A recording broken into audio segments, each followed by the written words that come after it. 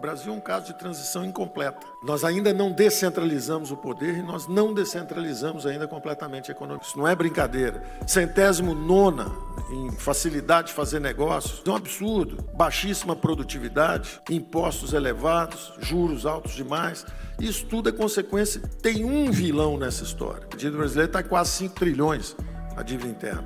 As pessoas acham que é normal ficar com juro na lua, fiscal zero. Então o juro vai ficar na lua, vai demorar muito, a ponto de transferir renda brutalmente. É o que eu falo aqui.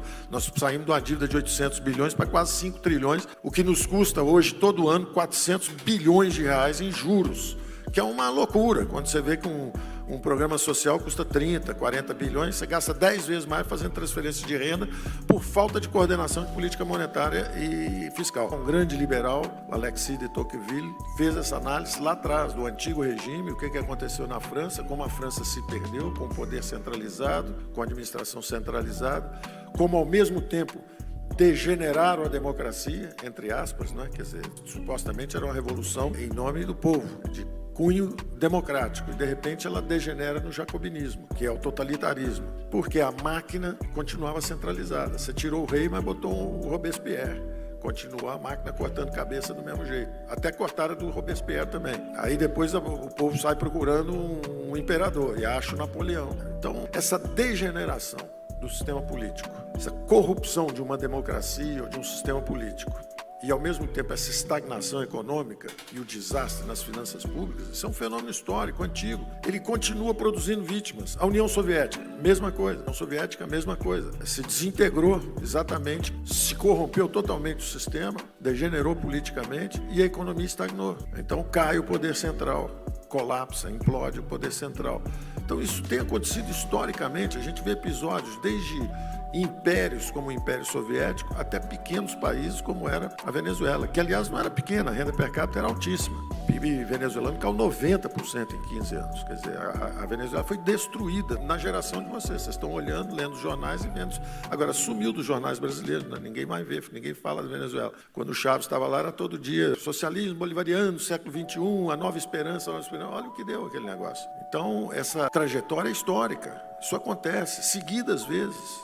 Não aprende quem não quer, ou quem é cego, ou quem quer destruir a democracia. Pode ser que alguns queiram destruir a democracia, mas o sistema democrático brasileiro, em nenhum momento, mostrou estar em risco, porque ele reage. Então, quando nós não completamos essa transição, porque nós fizemos uma abertura política, mas nós não fizemos uma abertura econômica, nós não completamos essa transição econômica. O Brasil é um caso de transição incompleta. Nós ainda não descentralizamos o poder e nós não descentralizamos ainda completamente a economia. Nós começamos a votar, mas nós não conseguimos ainda transformar o regime político e o regime econômico numa efetiva descentralização de poder. E o interessante disso é que os liberais acreditam em dois algoritmos, basicamente, para a decisão. Um algoritmo de decisão política. O poder tem que ser limitado e descentralizado. É o contrário do totalitarismo, onde o poder é concentrado e ilimitado. Então, os regimes democráticos, a principal característica é justamente a limitação dos poderes, e são poderes independentes, um limita o outro,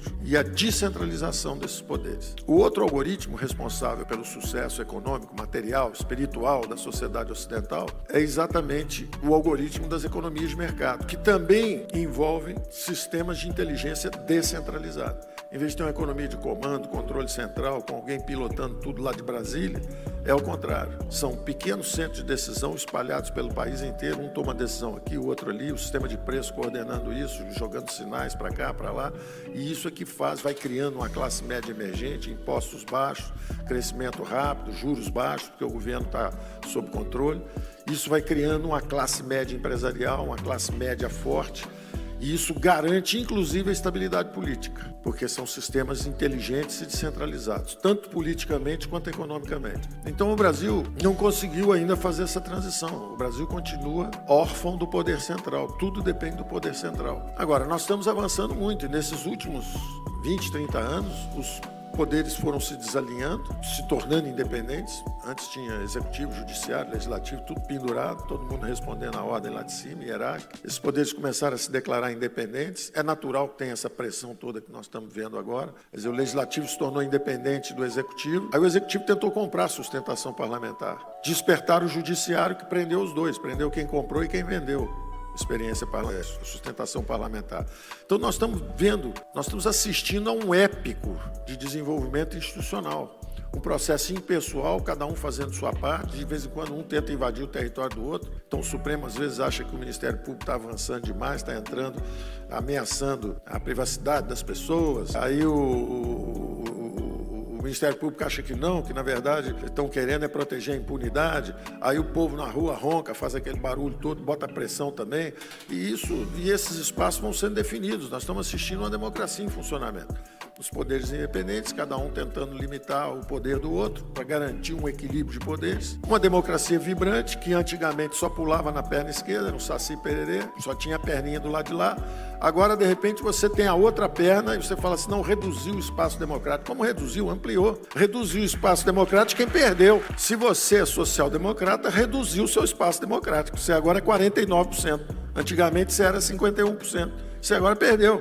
Vai para o banco, descansa um pouco. Saiba viver uma democracia. Democracia você não ganha sempre, você às vezes perde. Inclusive, se você ganhar sempre, vai para 100% do PIB de despesa pública. Subiu sem parar. Deixa a gente consertar um pouco para quando você voltar, você poder gastar de novo. Então, depois de 40 anos de expansão ininterrupta de gastos públicos, saíram de 18% do PIB para 20%, 22%. Quando os militares saíram, já estavam em 24%, 25%. Aí entra o governo Sarney primeiro, quando sai já está em 30%, entra o Fernando Henrique, quando sai está em 32%, sai o Lula com 36%, sai a Dilma com 45%, até onde ia isso? Aí, de repente, a população vota numa outra direção. Com 40 anos, os gastos públicos subiram sem parar. 40 anos, os impostos subiram sem parar. Os juros altíssimos o tempo inteiro. A economia afundando há 40 anos. A economia está descendo, ela crescia 7,5%. Durante décadas foi a economia que mais cresceu no mundo. Mais que China, que Japão, que Coreia, que Estados Unidos, que Alemanha. Recebia imigrantes do mundo inteiro. A segunda maior colônia de italianos fora da Itália. A primeira maior colônia de japoneses fora do Japão. A terceira maior colônia de alemães fora da Alemanha. O país recebia gente do mundo inteiro crescendo aceleradamente. Aí começa a desacelerar. Vai descendo, final do governo militar já está a 5%, sai de 7 e pouco para 5%. A inflação subindo, os gastos subindo, os impostos subindo e o país desacelerando. Eu usei essa imagem algumas vezes. Uma baleia ferida, uma baleia enorme, poderosa, forte, querendo se mexer. Um arpão, 2 arpões, juros altos, outro arpão, impostos altos, outro arpão, fecha essa economia. Foram sufocando, ferindo a baleia. Ela, de repente, começa a parar de se mover. Está aí parada. Os últimos 6, 7, 8 anos, ela cresce abaixo de 1%, em média. Ela cresceu um ano, 2, depois caiu 3,5%, depois cresce 1% de novo. Então, em média, ela está crescendo 1% ao ano. Aí a gente entra em 5, 6 meses, não houve entrega, não estão fazendo nada. O Brasil não está crescendo, a baleia não viveu, a baleia não está viva. Claro que não, rapaz, você matou a baleia, pô. Nós estamos tentando reanimar a baleia. Dá um tempinho pra gente. Você fica 40 anos furando a baleia, sangrando a baleia.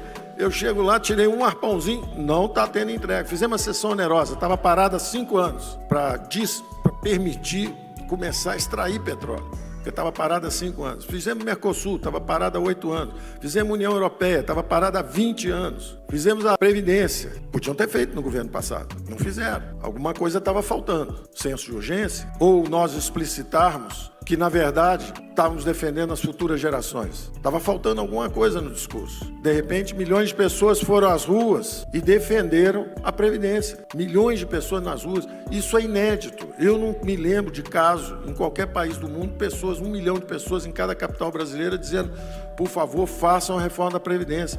Isso é uma demonstração de maturidade extraordinária da opinião pública brasileira. Nunca vi as pessoas irem à rua dizendo, olha, podem nos sacrificar, cortem um pouco, queremos consertar. Queremos nos sacrificar em favor das futuras gerações, nossos filhos e netos. Então, o Brasil é uma democracia madura, vibrante, enorme espaço democrático. A centro-direita está se manifestando, está conseguindo fazer reformas com apoio temático, quer dizer, o tema é sério, é a Previdência, o Congresso ajuda. A Câmara de Deputados e o Senado estão ajudando, as reformas estão começando a andar. Vem aí agora o saneamento. Veio a lei da liberdade econômica, vem as privatizações com o Salim, a economia já está começando a andar mais rápido nesse segundo semestre. Foi o menor déficit dos últimos 6 anos, o menor déficit nominal dos últimos 6 anos, ao mesmo tempo a maior geração de emprego dos últimos 5 anos. A coisa está começando a andar. Agora, dá um tempo, dá um apoio. Eu passei 30 anos vendo o governo de centro-esquerda e esperando pacientemente que um dia pudesse haver uma orientação diferente, que não suba os impostos. Os impostos têm que descer nos próximos 5, 10, 15 anos. A economia brasileira tem que se abrir, não pode a 8ª economia do mundo ser a 100ª, 36ª em grau de abertura. Quer dizer, uma das economias mais fechadas do mundo. Mais fechada que o Brasil é a Etiópia e mais o Iêmen. Isso é literal, isso não é brincadeira. 109ª em facilidade de fazer negócios, é um absurdo. Baixíssima produtividade, impostos elevados, juros altos demais. Isso tudo é consequência. Tem um vilão nessa história: o descontrole sobre gastos públicos. É o descontrole sobre gastos públicos. É o mesmo vilão que nos levou a crises cambiais sucessivas.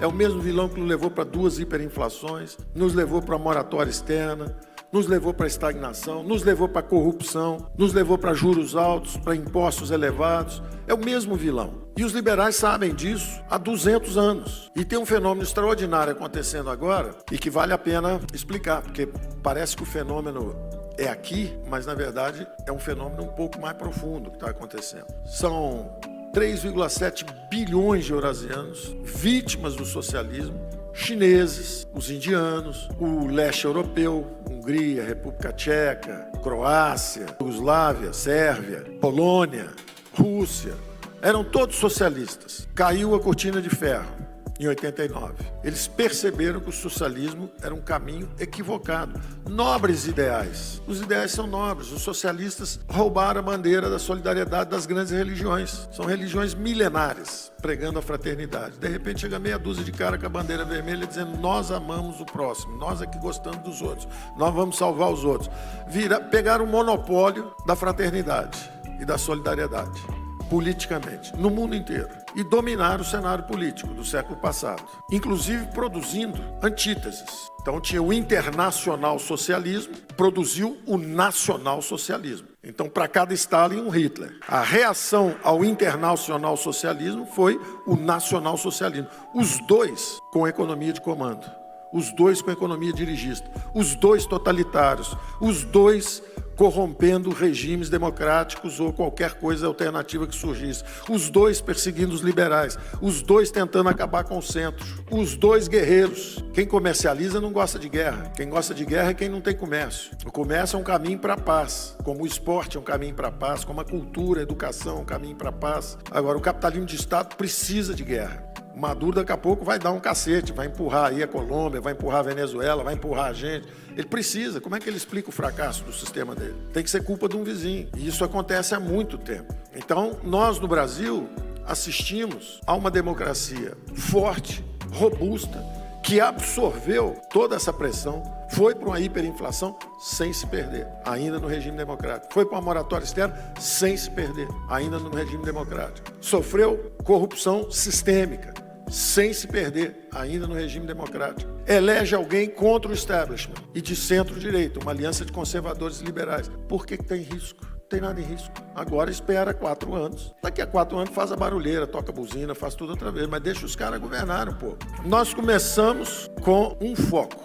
Foi no primeiro semestre, nosso foco foi a reforma da Previdência. Outras coisas estamos fazendo. O Salim vendeu lá os 80 bilhões que ele tinha de meta, 80 bilhões já vendeu, antes de acabar o ano. Abrimos para o Mercosul, abrimos para a União Europeia, abrimos para o EFTA, que é o European Free Trade Area, quer dizer, a área de livre comércio europeu. Na verdade, são países como Noruega, Suécia, Suíça, são ricos em volta, no entorno, na franja da Europa. Estamos avançando, estamos conversando com os americanos, já fizemos um acordo de livre comércio em automóveis com os argentinos aqui. Na verdade, ele tem um prazo de maturação, não é instantâneo, mas já está tudo assinado e agora ele começa a convergir para comércio livre. Já temos também com o México, quer dizer, estamos avançando, estamos negociando. Agora, enquanto estamos conversando, nossa equipe está negociando com o Canadá, com a Coreia do Sul. Então, estamos trabalhando de manhã, tarde e noite, em todas as dimensões. O Salim já está preparando o programa de privatização do ano que vem com coisa grande, vem com coisas maiores, né? Porque ele estava aquecendo esse ano ele estava conhecendo o território. Chegou lá, deu uma olhada, olhou para um lado, olhou para o outro, está preparando o ataque. O ano que vem ele vem com força. O ano que vem nós vamos ver o Salim em grande estilo. Estamos desestatizando o crédito. Primeira vez nos últimos 8 anos que o crédito privado, o estoque de crédito privado está acima do crédito público, porque eles tinham alavancado os bancos públicos, endividando o país. O que nós fizemos foi despedalar os bancos públicos. Quer dizer, quando chega na hora de formar empresário campeão, jogar dinheiro para estádio de futebol com o time do presidente, o que o presidente gosta, nenhum presidente pode ter tanto poder. De repente eu torço para o Flamengo, aparece um estádio de repente, porque eu sou presidente da República e gosto do Flamengo. Vamos fazer um estádio de Palmeiras agora, financiado. Não, eu falei do Palmeiras porque o presidente é Palmeiras. Por isso que eu dei exemplo do Palmeiras, né? Porque o Lula é Corinthians. O Lula é Corinthians, ele gosta do Corinthians, de repente uma empreiteira foi lá e fez um campo. Está com a dificuldade enorme para pagar.